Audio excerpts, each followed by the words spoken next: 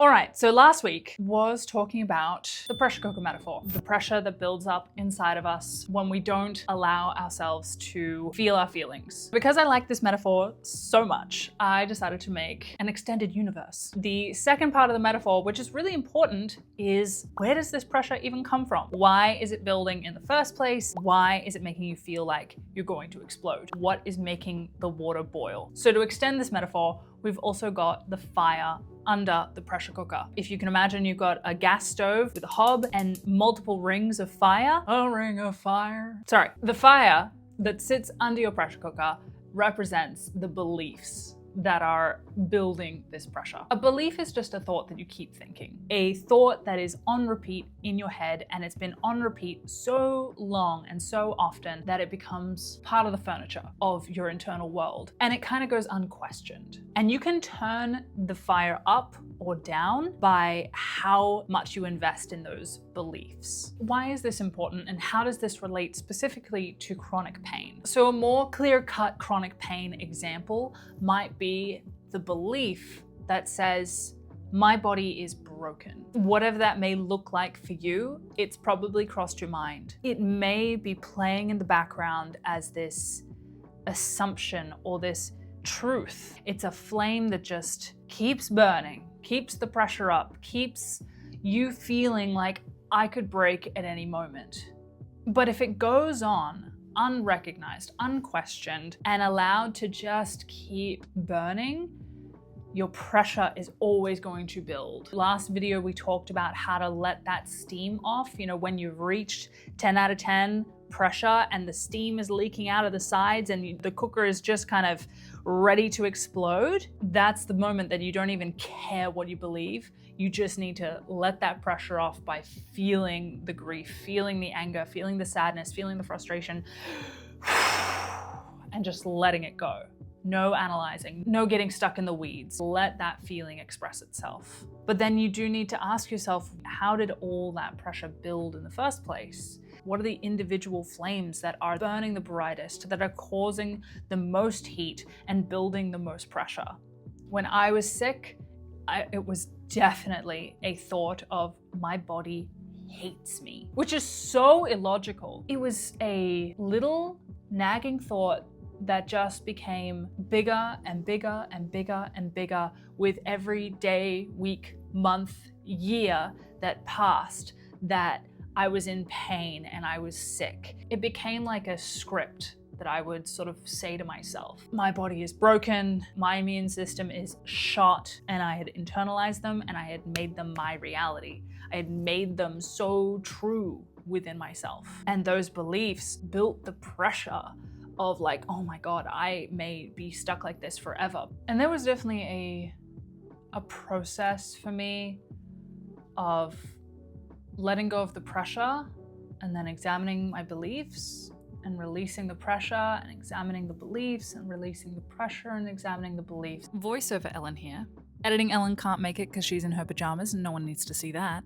But I wanted to add that sometimes these beliefs that are building the pressure, that are leading to chronic pain, may not even be to do with your body at all. They can be beliefs about your self-worth, about what other people think about you, your job, finances, your future. Any belief that causes your nervous system to go into a stress response can add to the pressure that eventually leads to pain.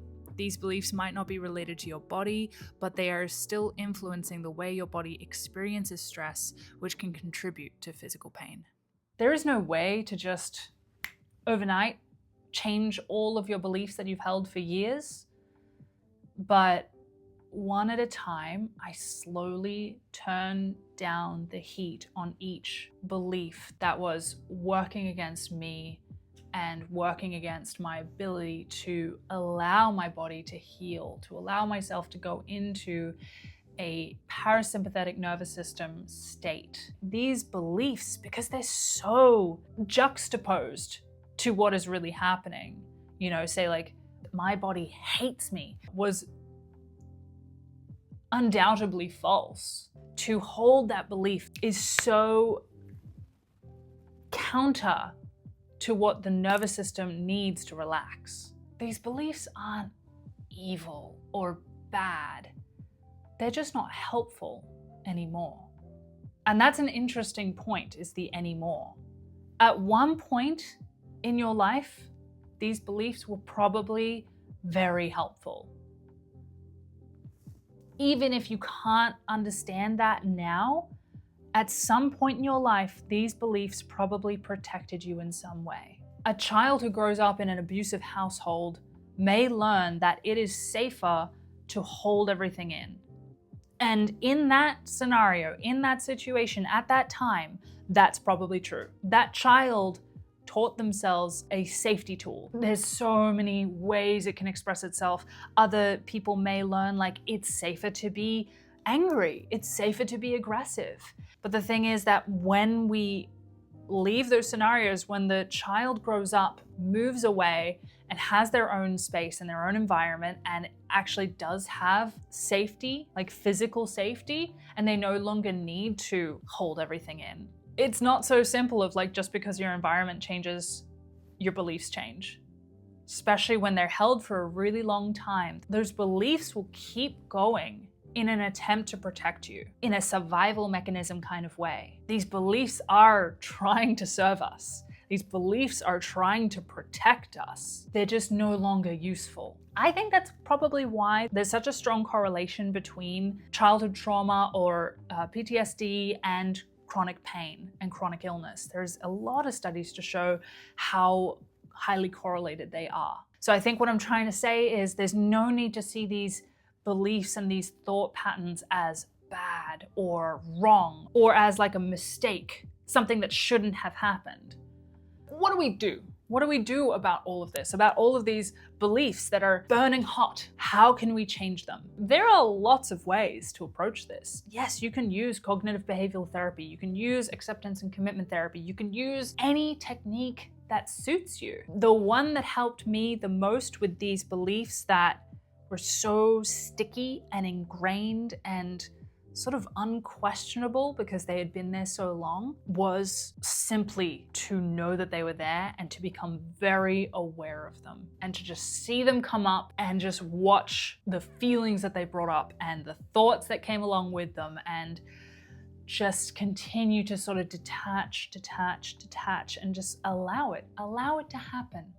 I think the mistake that we can make is trying to fix them, trying to make ourselves feel better, trying to turn a bad thought into a good thought. That becomes very tiring. If you need every thought in your brain to be positive, you're going to have a lot of work to do because that's not how our brains work. You can pick and choose which beliefs you want to buy into.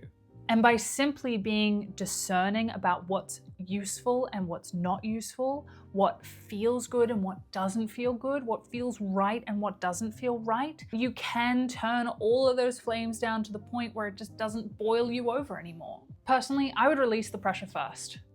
Let off some of that steam, let out some of that emotion, just reduce the pressure and allow yourself to move into a more relaxed, safe, parasympathetic nervous system, calm place. And then turn your attention to, whoa, what drove that pressure in the first place? Have a little look around, turn inwards and be like, what do I believe that isn't very helpful? What do I believe that's building that sense of frustration, that anger, that sadness, that grief, that fear? What is the driver behind that? What is the heat behind it? Question the thoughts that come up and be like, are you helpful? Are you not? And that is you choosing to turn the knob up and down.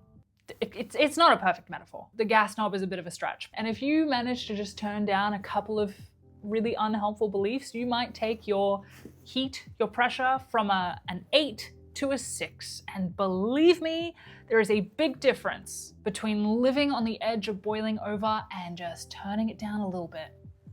Massive difference. You will feel it in your body. This is the work that I actually do with my clients. This is what I love doing with people who are in chronic pain because it's really effective. It works really well to take that pressure and release it and then examine why the pressure was being caused in the first place. That can make a big difference. in pain and illness, coming from my personal experience, coming from experiences that I've had with my clients. And the great thing is, you don't need me. You can do this for yourself. But I am here if you would like to have some help, have some assistance, have a guide to do this in a way that feels really safe and comfortable.